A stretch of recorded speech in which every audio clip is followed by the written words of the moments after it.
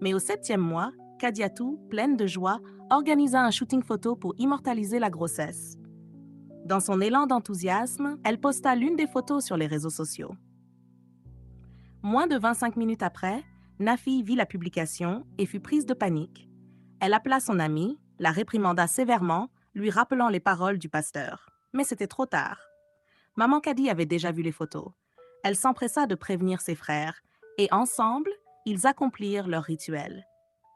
Le bébé de Nafi mourut dans son ventre. Elle sombra dans une détresse sans nom, pleura des jours entiers, inconsolable. Elle retourna voir le pasteur, qui la consola et lui demanda « As-tu oublié les instructions ?» Elle répondit « Non, c'est mon ami qui a posté la photo, mais seulement quelques minutes. » Le pasteur lui dit alors « Même quelques minutes suffisent, mais sèche tes larmes, car tu concevras encore.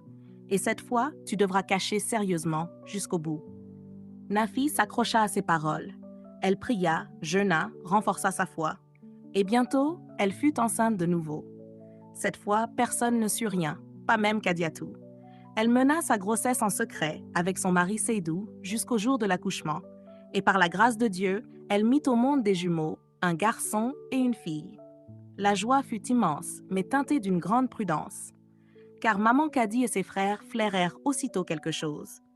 Soupçonneuse, Maman Kadi appela sa fille avec insistance. « As-tu accouché ?» Nafi répondit non. Mais Maman Kadi insista. « Ne me mens pas.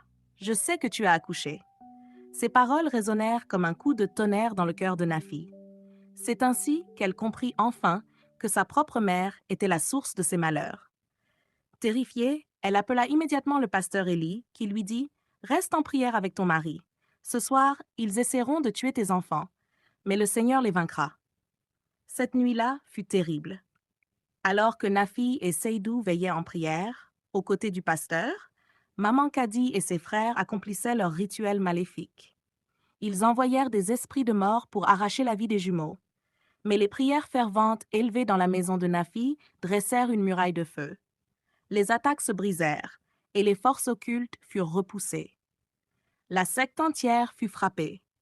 L'un après l'autre, Bakari, Moussa et Oumarou s'effondrèrent, confessant leurs crimes devant leurs enfants, révélant les pactes sordides auxquels ils avaient participé.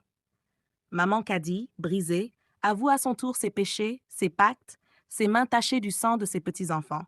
Et tous moururent dans la même semaine, consumés par le jugement divin.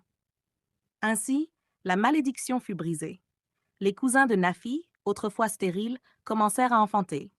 La joie revint dans la famille. Nafi, Seydou et leurs jumeaux vécurent